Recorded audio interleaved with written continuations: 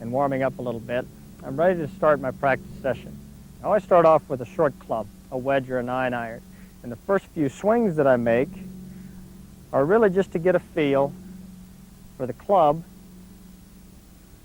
going around the body. I'm not worried about a target, nor the result of the shot. I'm just trying to make a few swings to get a feel for the club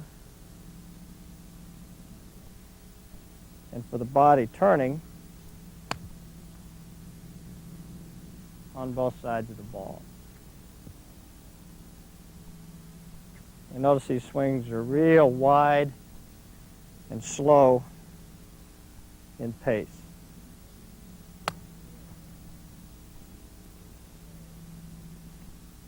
After a few shots to warm up, I'm ready to go on with my practice session and start paying attention to target.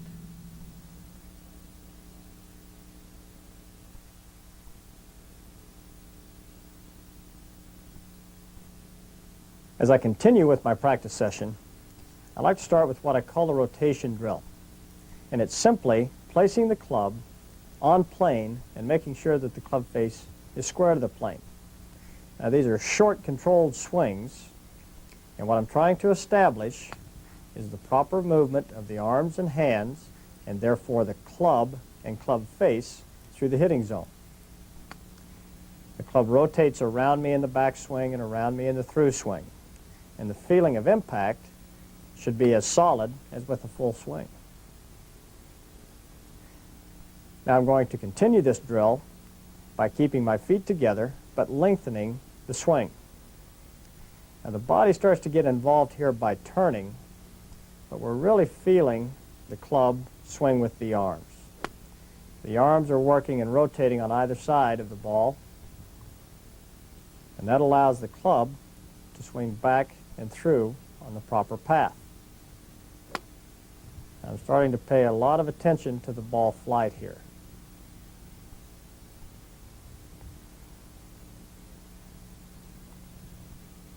I'll also try to hold my balance in the finish until the ball comes down. If I'm successful at holding my balance with my feet together, that means that all of the swing parts were correct and in the right sequence. I'm starting my practice here with a 9-iron. Now, it's very important that you have a target to shoot at, and I even use a couple of clubs laid down on the ground to ensure my aim and alignment. That way, as I'm analyzing shots, I know that I'm reading true ball flight and not just misalignment. As I'm going at the white flag, I take the time to aim the club face down the target line and adjust my body and align it parallel. Watch the entire flight of the golf ball and watch it come down. Now that's important once you get out onto the golf course, that you can visualize the whole shot. I'm also taking the time to line everything up. Even though I've got the clubs on the ground to help me align myself, I still take the time to walk behind and look at the shot.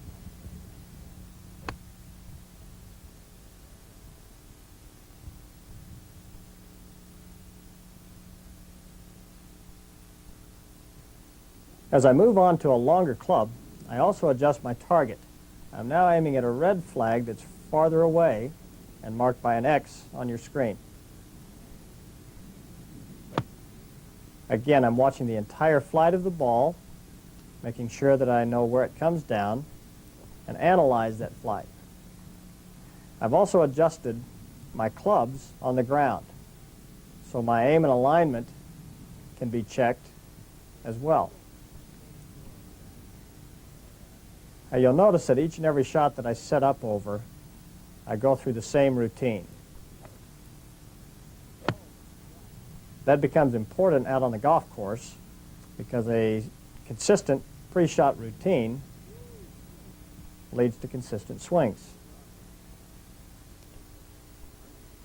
I always start from behind the ball line it up,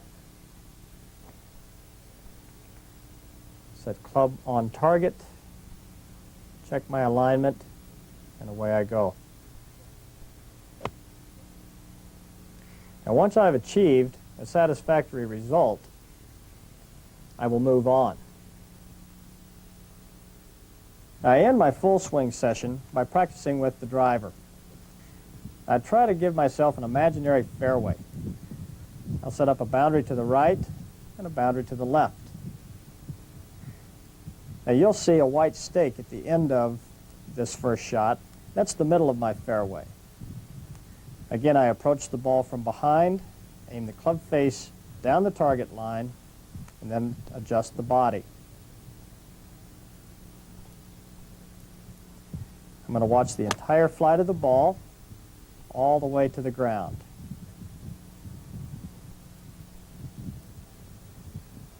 Now, I don't hit a lot of shots with the driver.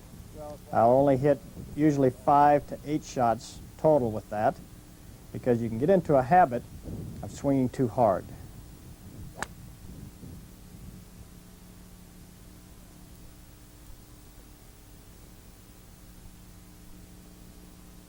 Your practice session should encompass the various shots encountered in play. In a 1-hour session, you should allow 15 to 20 minutes for the full swing, 10 to 15 minutes for putting, 8 to 10 minutes for chip shots, 8 to 10 minutes for pitch shots, 8 minutes for sand practice, and 8 minutes for specialty shots, those being uneven lies and trouble shots or shots from the rough. You might want to take the time to write this down and keep it handy when you practice.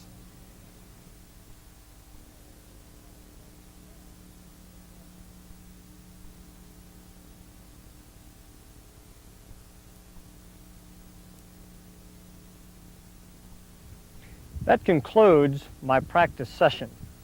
Now remember, as you structure your session, pay attention to allotting enough time to each of the specific game areas. Spend more time in the short game than on the full swing. Always have an objective in mind when you start your practice session. And it's a good idea to write down that objective and then how you felt about it after you finish the session.